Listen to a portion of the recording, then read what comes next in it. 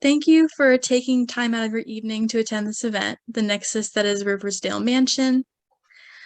My name is Allison, and I'm an adult services librarian at St. Mary's County Library. So our guest tonight is Dr. Jim Gibb, and I have a little bit of information about him that he sent to me beforehand.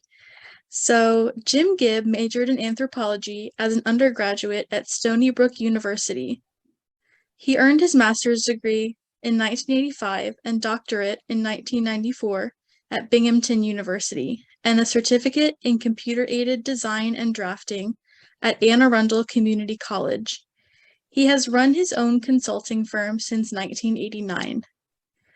Jim Gibb also is the founder and director of the Smithsonian Environmental Archaeology Laboratory, SEAL, at Smithsonian's Environmental Research Center in Edgewater, Maryland. Jim lives just outside of Annapolis, Maryland, with his wife, Bonnie, and 3 ill-behaved dogs.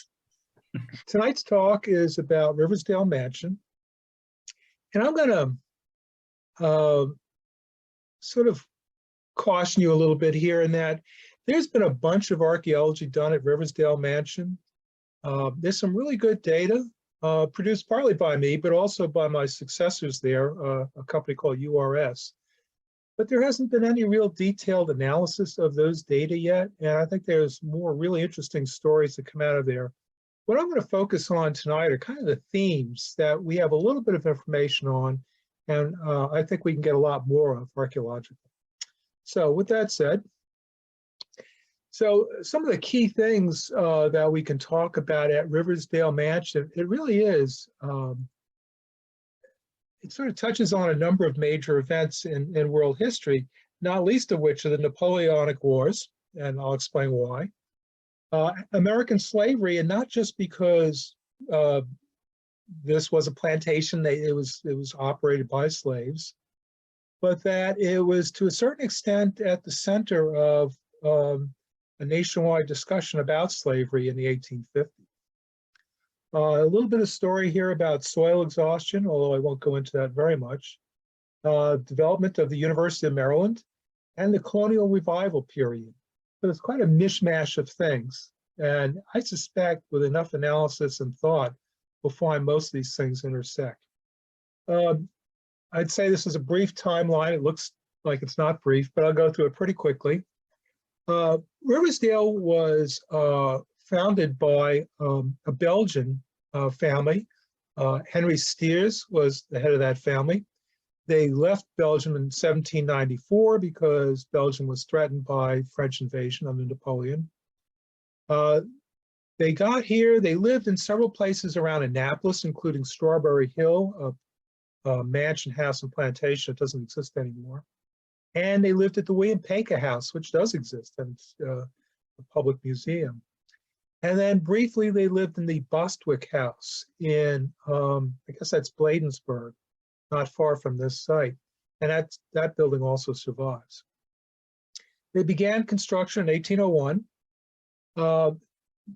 Henry's son, Charles, and his wife went back to Belgium in, I think, 1802. And Henri Steers went back in 1803 because Napoleon was granting amnesty to these aristocrats. They still had to pay taxes and everything, but they weren't going to be executed or hounded or anything like that.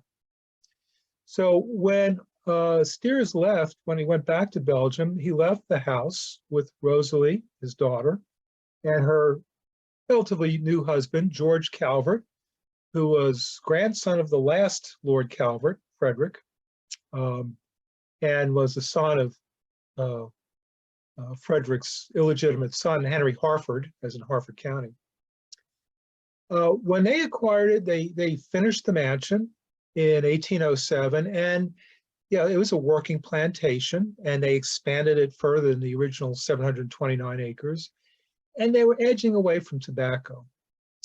A lot of what we know about what they were doing comes from Margaret Calcott's book, Mistress of Riversdale, which is very available. I mean, lots of copies were printed. They should be available inexpensively.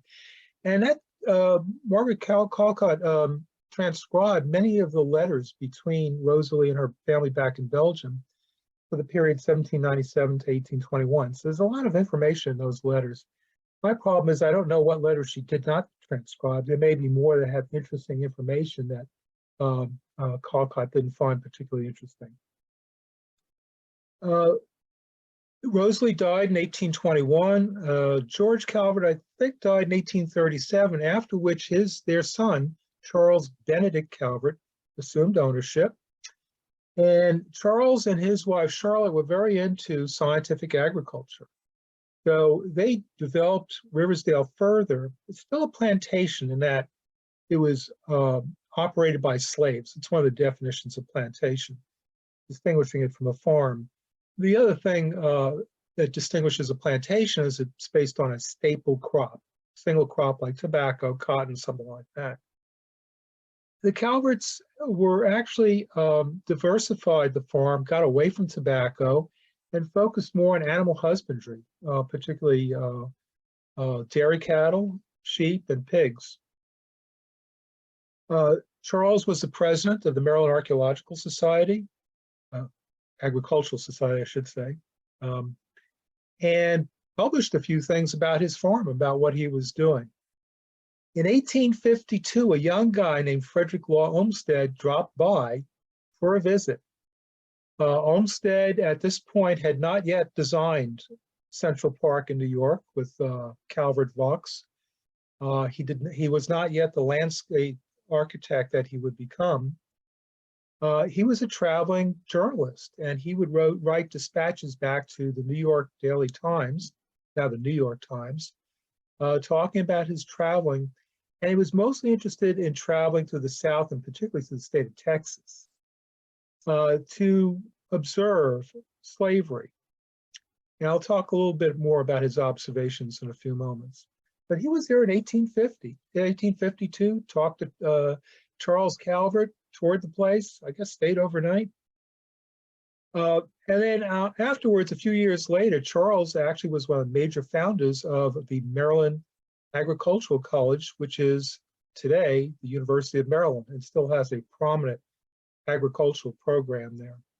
So anyway, it's kind of a rough outline, and I'll talk a little bit too about where Charles's son, Charles Benedict Calvert, went. But let's move on with this. So this is a lithograph of the mansion house from 1827. It's based on an earlier painting. It's the south face of the building, and you can see these terraced gardens that are covered with a number of trees. You can see this wall in the middle ground here. This is probably a ha-ha wall. A ha-ha wall, you can see from this, it's very obvious. But if you're on the other side of it, looking south from there, it looks like the wall disappears. It's sort of like those, what do they call it, swimming pools, endless horizon pools or whatever, where you can't see the edge and it looks like the water goes on forever. This is an interesting lithograph because it doesn't have the ornate, geometrically designed gardens that were typical of terraced gardens, such as the ones at the William Paca House, that were very common from the 1740s to the 1760s. And that's important because those gardens really yelled aristocracy. Well, this garden was built after the house was finished in 1807, long after the American Revolution. This was not the time to be screaming aristocracy.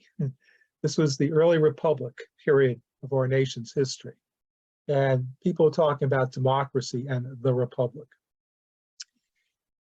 In 1853, Charles Benedict Calvert had a map made of his 2,000 acres. This is actually a reproduction. When we first worked at Riversdale Mansion in the late 1990s, a neighbor came over while we were digging and brought this actual original map to us. And my colleague on the project, Dan Weiscotton, very meticulously redrafted the whole thing. Well, since then, the Riversdale folks have printed this up and now sell it. So this is their printed version. But you can see it's 2,000 acres on the left. On the right, sort of zeroes in a little more on the mansion property, but I have a better image. There we go. So here on the left, we got the railroad running through. So they're right on the railroad, good location. The mansion house is towards the center here, and you can see these dashed lines indicate the various roads. So we've got sort of ornate gardens out front and something going on around back. Woodland and orchards all over the place. To the far north, we've got an ice house. To the left, a burial ground. Over here, sort of to the right, is the overseer's house, stockyard. And this figure here is a octagonal dairy barn, and next to it is a steam mill.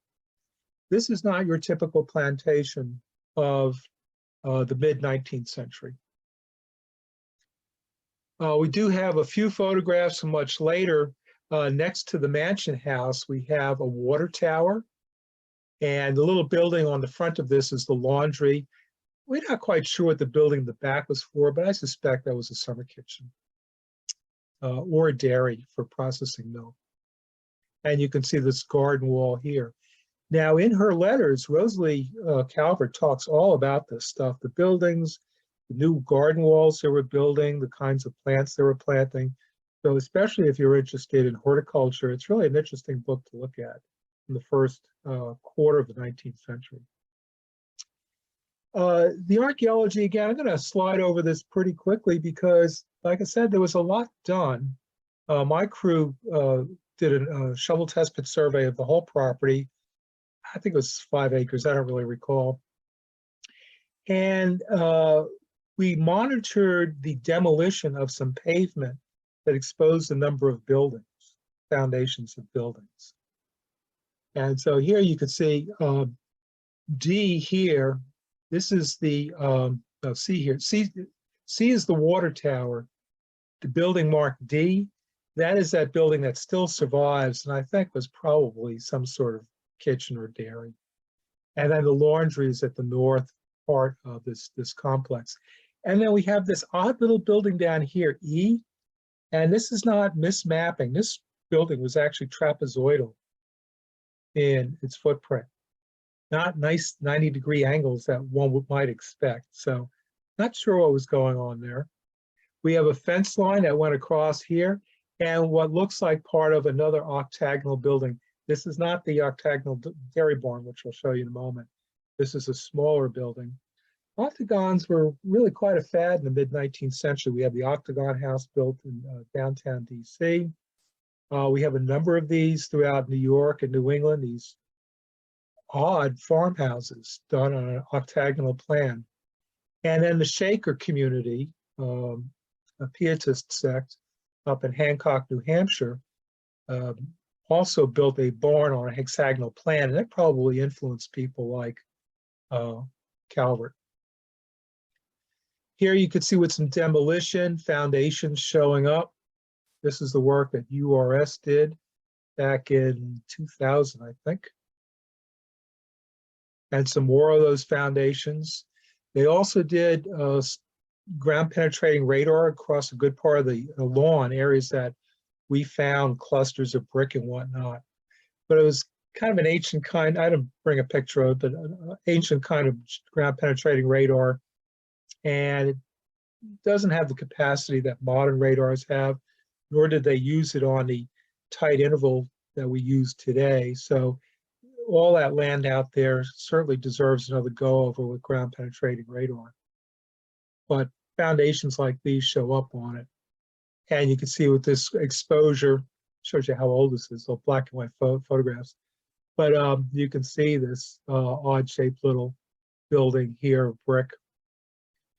Now, and this, which is, I think, part of that octagonal house is one of the corners, octagonal outbuilding. And from above, you can see that group of buildings are partly exposed and test excavations done by URS.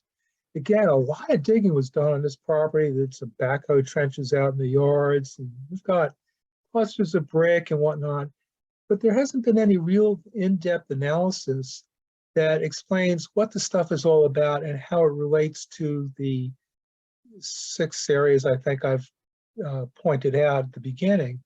You know, how do all these pieces fit together? It's one thing to go out and do archaeology and find stuff, but it's quite another matter to actually analyze it, make sense of it.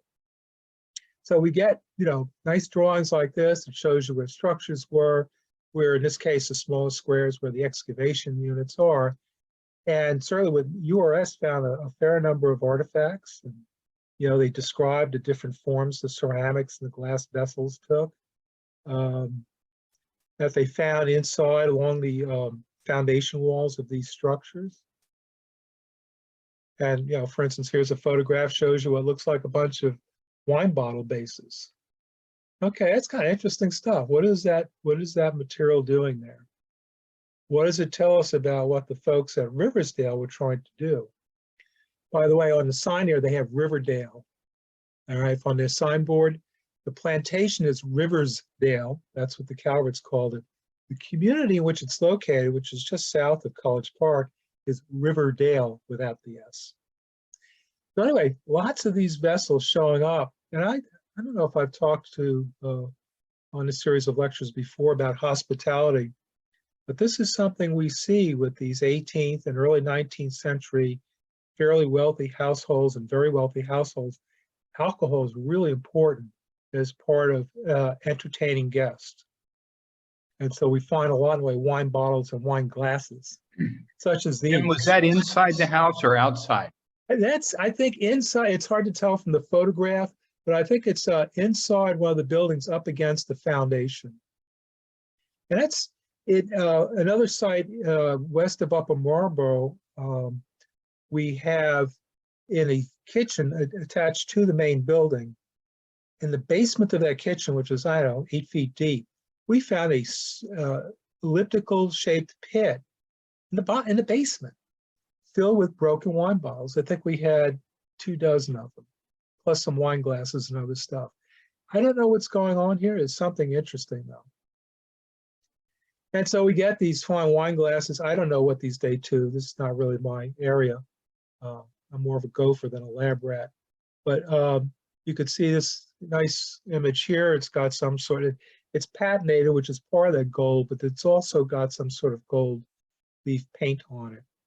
So this, along with the wine bottles, I mean, it isn't just partying. It's a way of showing respect and hospitality to guests who often stayed for weeks, if not months at a time. And it was also a way of impressing them. And let's face it, Riversdale Mansion, owned by the Calverts, the people they were entertaining weren't like me. These are fellow elites. They're from wealthy, well-established families, sort of America's aristocracy. And so they were trying to influence them, to impress them with the house, with the furnishings, with the landscaping. But that's part of Rosalie and George Calvert's scene, if you will. Charles Benedict Calvert and Charlotte, they seem to be less into display and more into practical and scientific farming.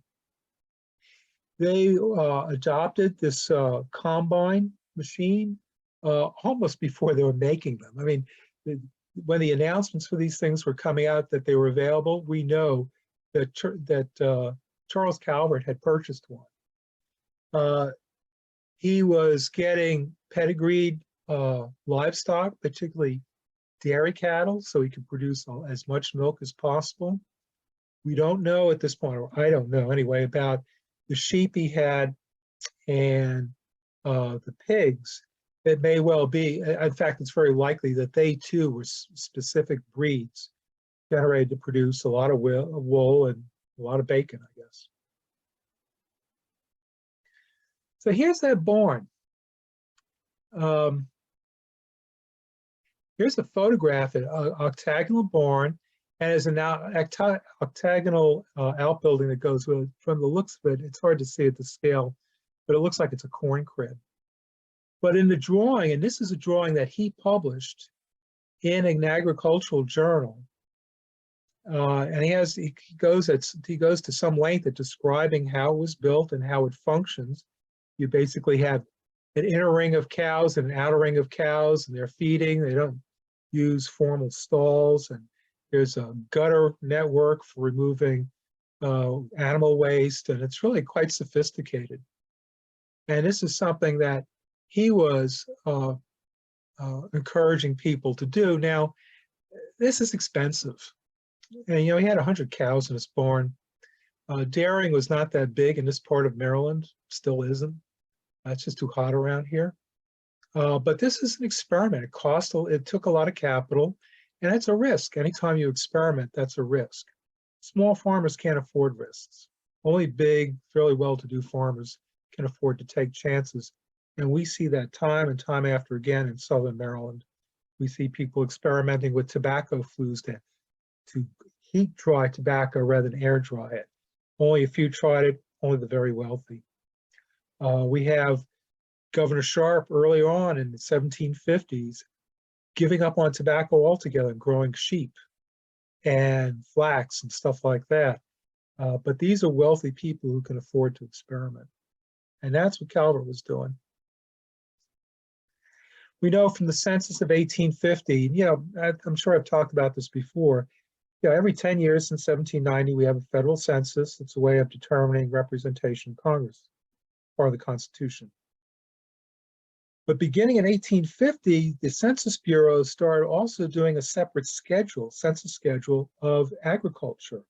And so for every election district in every county, in every state and territory, they would compile information on how many acres of land did the farmer own, how much was improved, how many horses, how many cows, how many bushels of corn were harvested. And these are the numbers for Riversdale in 1850. Now, it's a little hard to get your head around the numbers because there's no comparison. What's everybody else doing? And I guess I could have presented that this evening, but I decided not to.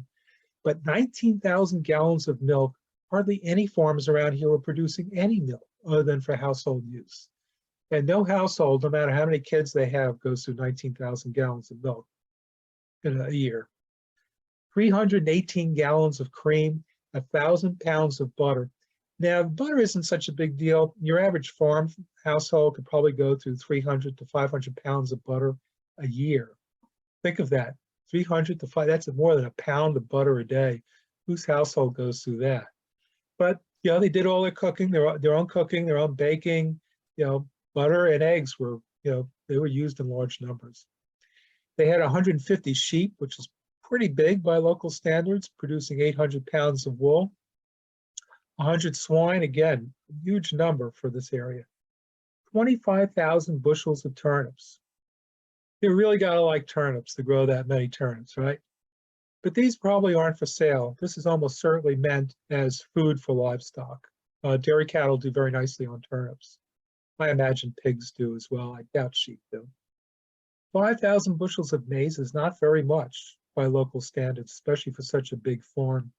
And again, more than likely that was used for consumption on the farm and particularly for livestock, as were the 2,000 bushels of oats and 100 tons of hay.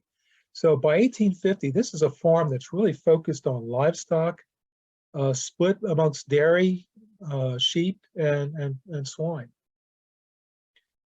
There were a number of people who lived on the property, some, the overseer, white family, of course, but of course, they had between 45 and 55 slaves at any one time that were actually at Riversdale. They had other farms too, so I assume they had even more slaves. And they lived in, fairly simple cottages.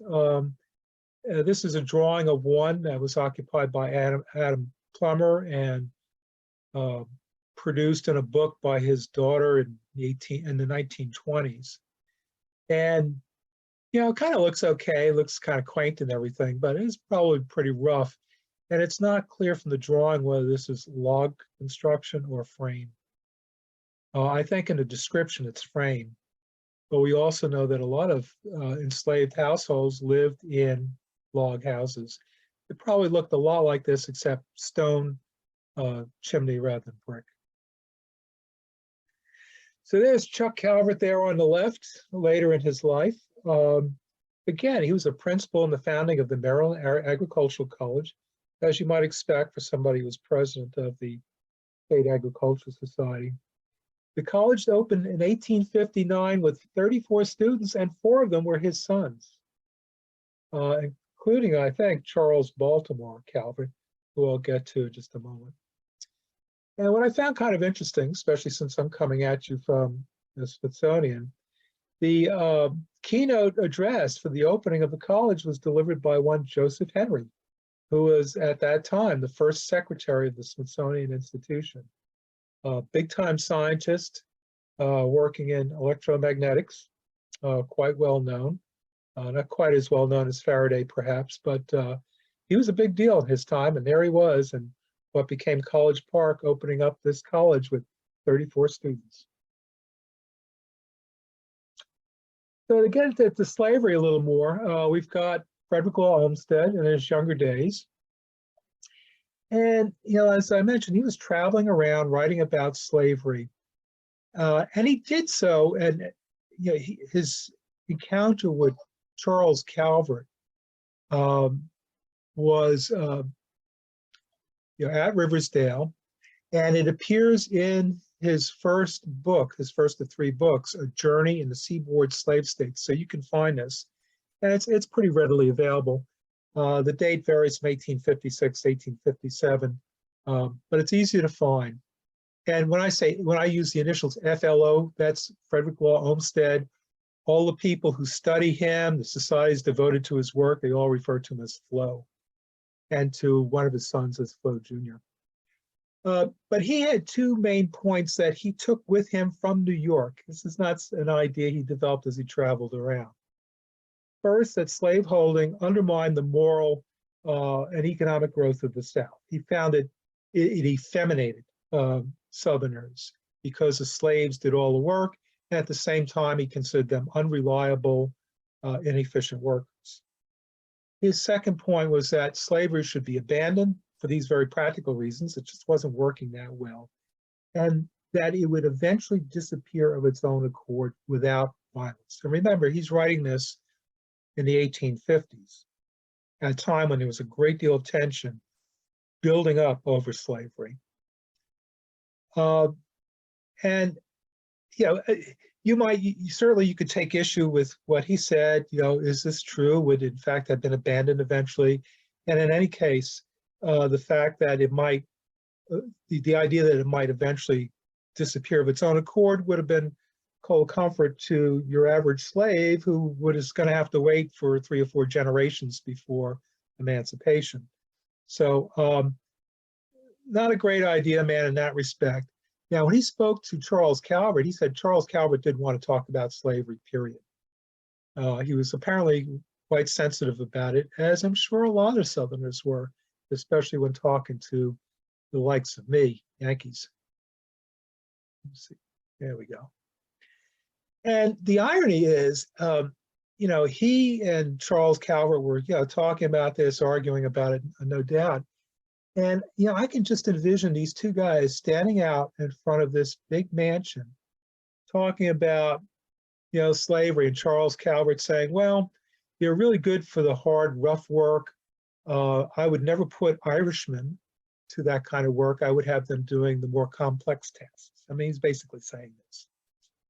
And Irishmen at the time rated just a little bit above Africans in, the sort of racial hierarchy of the time. But here they are arguing about this stuff in front of this magnificent mansion with the octagonal barn and all these other outbuildings and this incredible livestock industry. And who was doing all that? Who built all those buildings? Who was running the plantation? They were all Black people.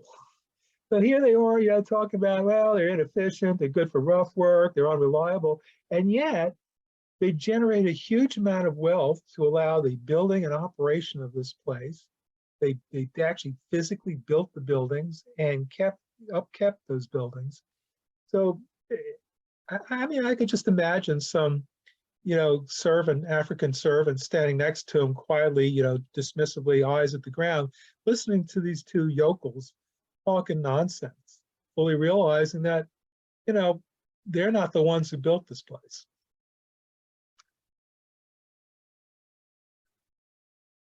So yeah, I mean, they didn't, African Americans, enslaved Africans, they didn't design this building, but they certainly constructed. So anyway, that's about all I have to say about Riversdale specifically, about the core mansion. But Riversdale included, some 2,000 acres. When Charles Benedict Calvert died in 1864, his children divvied up the farm. And this is, we're talking about the eve of emancipation. So by the time the kids get full control of their various parts, you can see the map on the right shows how it was divided up. By the time they got a hold of their parts, slavery no longer exists, at least legally. They've got servants, certainly tenant farmers and sharecroppers working for them, who are probably greatly in debt to the Calverts, so that it's almost as if they were enslaved. But the piece I'm interested in here is lot number 2. And see, the Baltimore and Ohio Railroad goes right smack through this thing. And at the time, that wouldn't have been considered bad because you have access to the railroad. And one of the stipulations the Calverts had for letting the railroad go through their fields, their properties, is that they establish a station there for the Calverts, and every train be required to pick up passengers on Calvert property.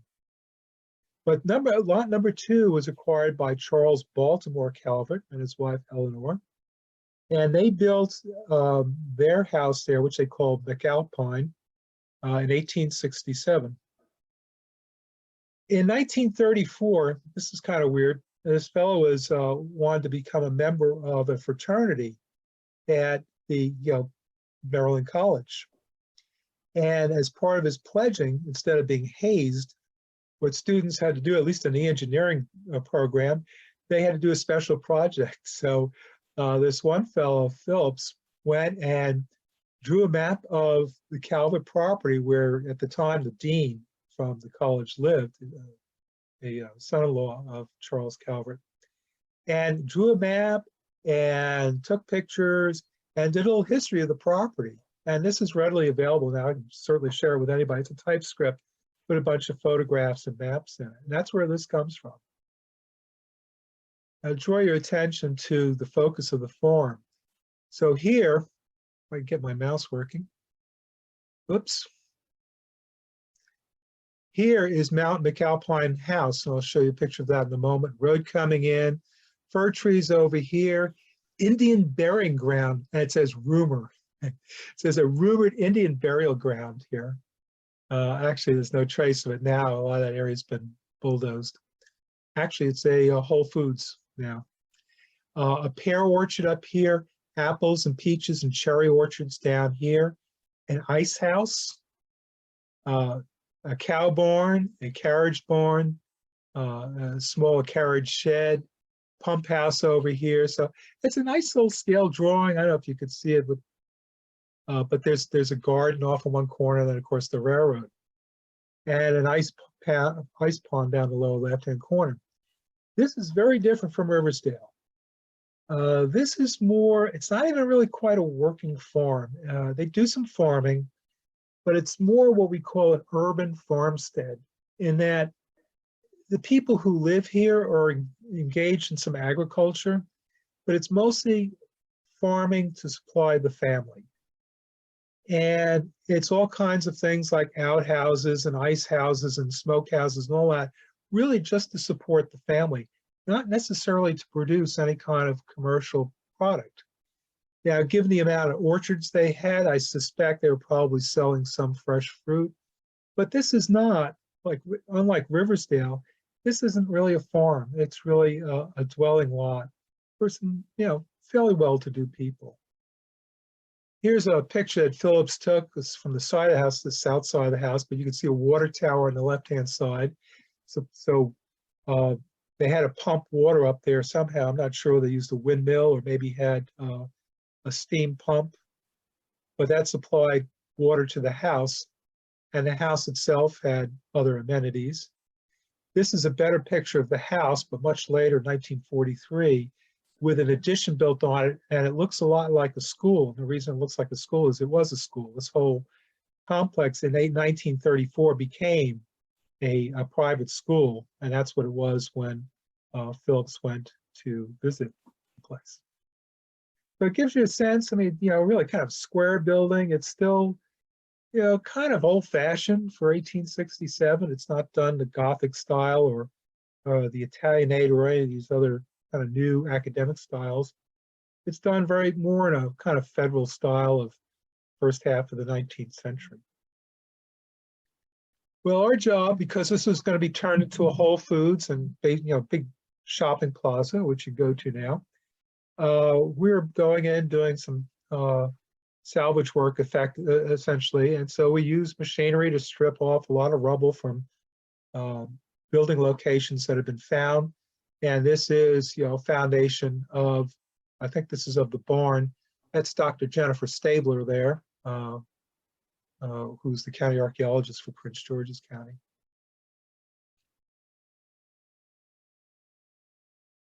And beforehand, he worked on this project. So this is some excavations around the house.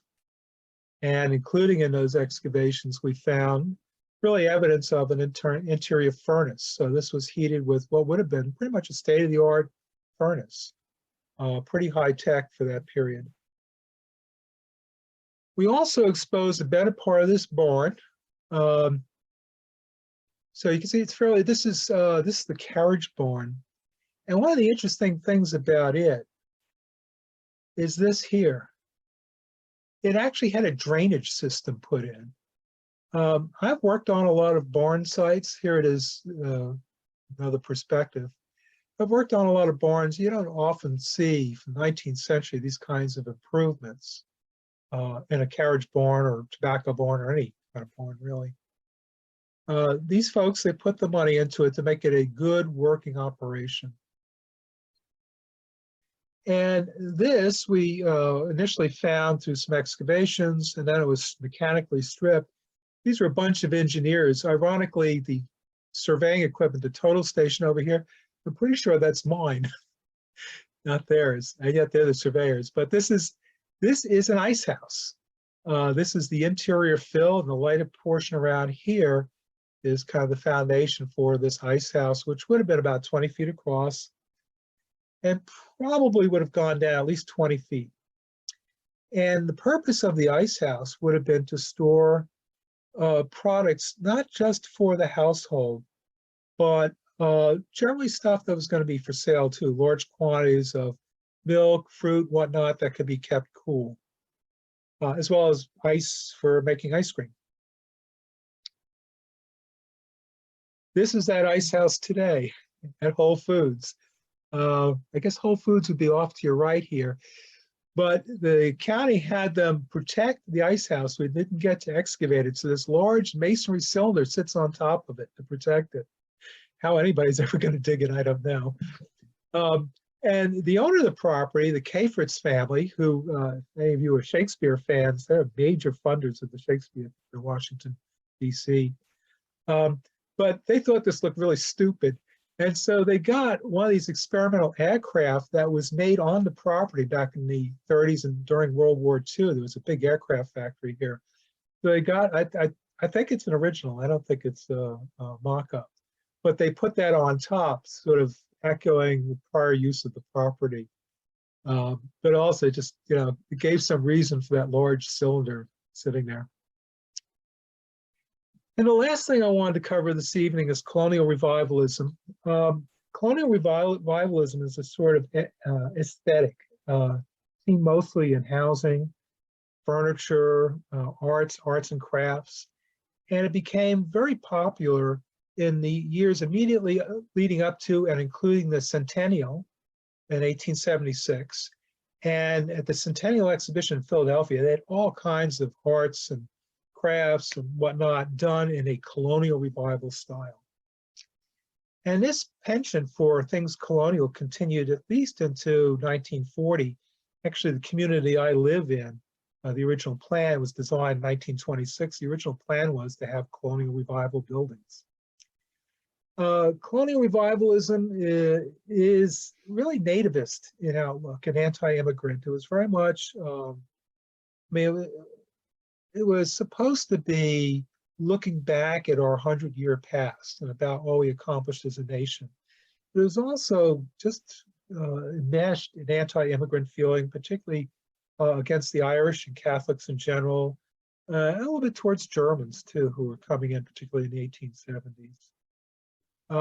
The really weird thing about the Colonial Revival is that it's supposed to, kind of resonate American Revolution and all that, but the colonial era predates the American Revolution. And whether you think of it in 1776, where, beginning of all-out war, Declaration of Independence, 1781, when hostilities effectively end, or 1783 with the signing of the Treaty of Paris, it's not colonial anymore.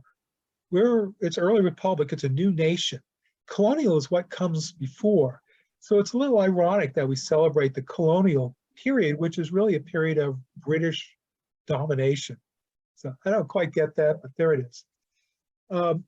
After the 1876 centennial, these colonial mansions around the Chesapeake Bay were really a hot product. Realtors were selling them and leasing them. They were really sought after by wealthy folks, politically well-connected folks.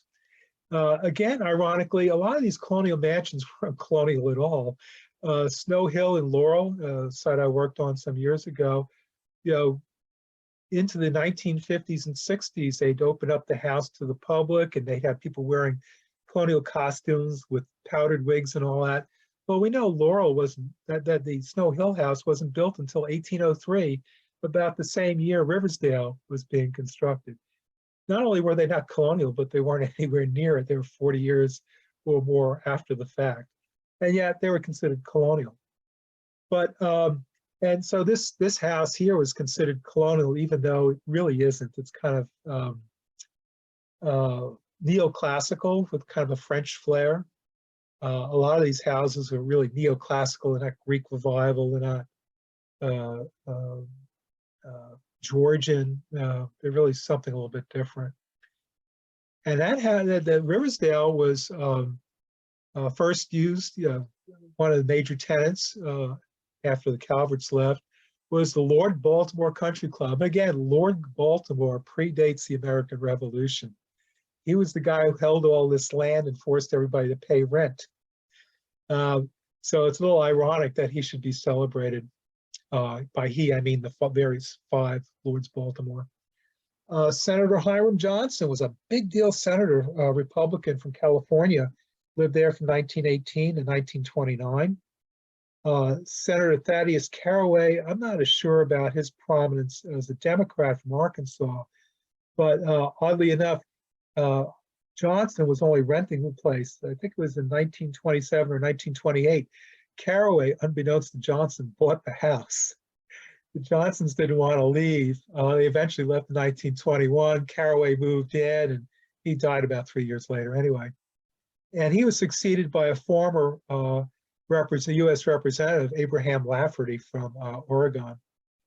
He was there from 33 to 1949, and then the place was sold to Maryland National Capital Park and Planning Commission, served as their headquarters for a number of years. By the way, I put the R for Republican, D for Democrat. Keep in mind that this is really 20th century. Republican and Democrat, that very different things than they do today. Republicans were progressives, Democrats were conservatives, and on and on. At any rate, this became, like many other houses of its type in the area, sought after property because of its, it echoed or the early history of our nation. So to sort of bring all this stuff together, just a bunch of notes. It played, it's part of this larger, eventually huge international event, which was Napoleon Bonaparte, who, after the French Revolution, gradually gained control, eventually established himself as emperor. Didn't occupy the job very long. But the Steers family, like many aristocrats from that part of Europe, escaped to UK and to the United States. Initially, the house was designed with kind of aristocratic pretensions. And it was very like, in many ways, like the Georgian five-part Georgian mansions that were built around in the area, like William Paca House, Bel Air Mansion, which I spoke about a few months ago. And it had these terraced gardens that were, presumably going to be planted with these lots of exotic plants and geometric patterns and all that. But it never worked out that way. That kind of landscaping was way out of date. Its heyday would have been the 1740s to 1760s. After the American Revolution, expressing aristocratic pretensions was not the thing to be doing in the early republic. It was a shift away from Baroque landscaping of that earlier period and became more of a post-Revolutionary War plantation. It was focused on production. It was less about impressing fellow elites because a lot of the people coming into power at that time were not aristocratic. They were, what were called at the time mechanics. They're people like Benjamin Franklin, who was, a printer of modest background. You had a lot of folks who did not have those aristocratic pretensions. And so there was no point appealing to your fellow aristocrats because they weren't necessarily the ones in political power or that had the economic power. So less about display, more about production. They shifted away from tobacco production, away from a staple economy, and focused on animal husbandry. And again, this is mostly Charles Benedict Calvert and Charlotte doing this. Charles Benedict, he was a big promoter of scientific agriculture, helped create what is now the University of Maryland. So more practically focused and very much into education. And eventually, with the death of Charles Benedict, the dividing up of the larger plantation, we get a number of farms that were producing probably largely just for home consumption, a little bit for cash perhaps, but the heads of households of those farms increasingly got their income from the professions. They were doctors, they were lawyers, they were businessmen. The farm produced a relatively small part of their income and mostly served to provide fresh food for the family, fuel if they were using firewood, the utilities that we take for granted, except when hurricanes blow them out. They provide their own refrigeration, their own sewage, their own water. And that's what I refer to as an urban farmstead. And then the place was a quote-unquote colonial residence, and it became one again for these dignitaries in the early 20th century, by which time Riversdale was no longer, that part we consider the mansion, its immediate surroundings, was no longer a farm. And it was there really for display. It was about ego. So it had started as a place of display to impress people, and until it was taken over by Park and Planning Commission, had once again become a place of display, of ego. In between, there was this transformation from plantation to diversified plantation to farm, and eventually to incomes based on professional occupation and production, really just for the farm. So anyway, that's kind of the story that we have to date. I will say that, again, there's been a great deal of archaeology done on what's really a relatively small parcel of land. I don't remember exactly, but I think it was around 5 acres at most.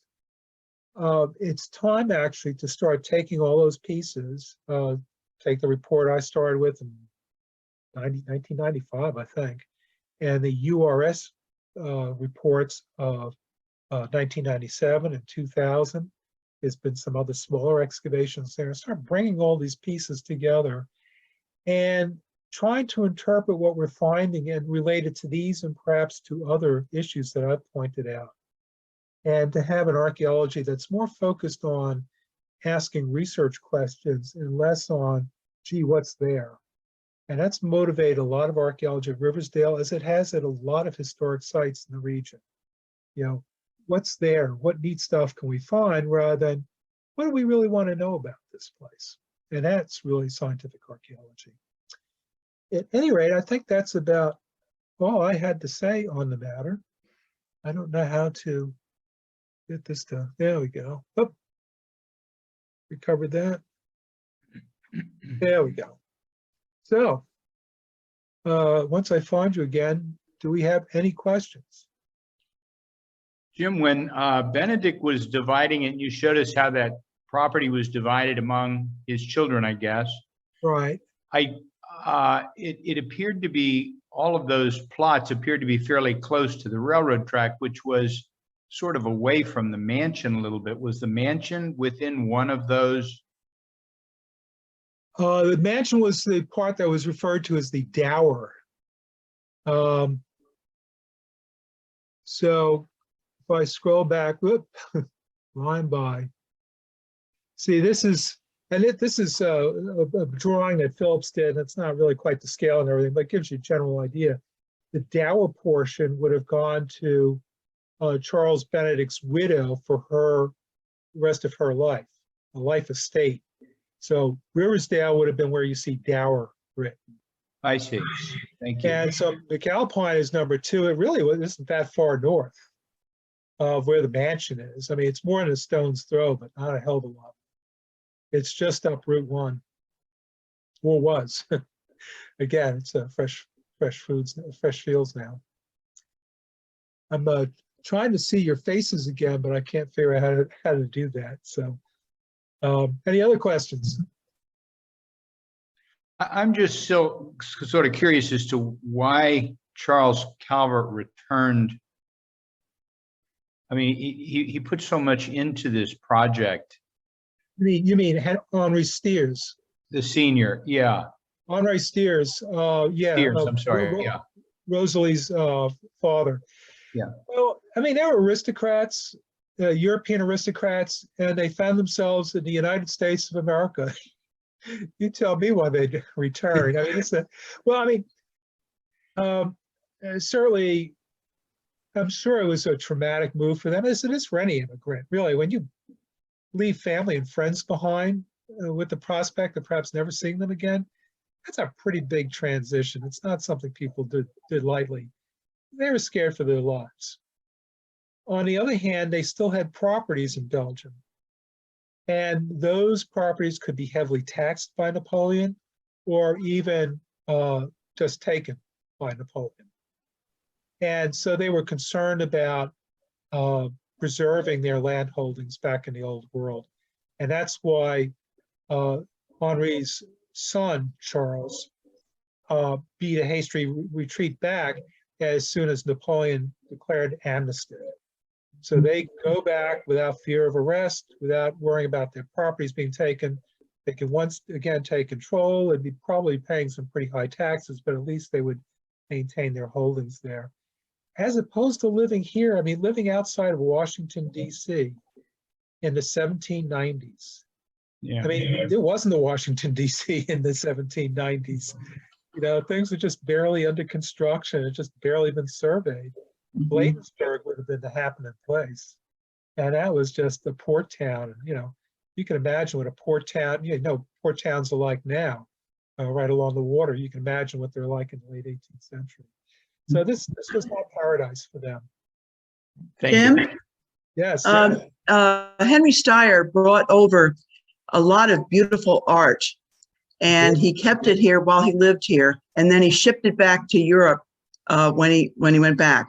Yeah, so he left a few beautiful paintings, but he really tried to hide all of his wonderful art here in Maryland.